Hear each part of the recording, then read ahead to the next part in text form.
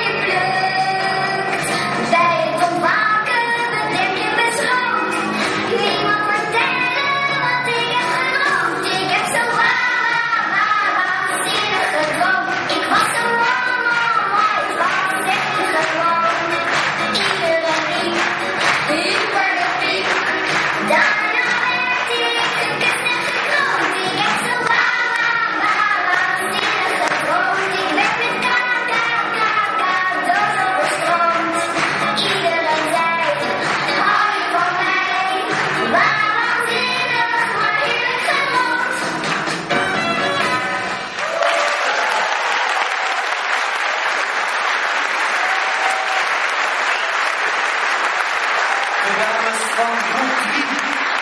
Hartstikke mooi gedaan, dames. Doe maar nog een paar keer extra. Doe maar. Ja, goed zo.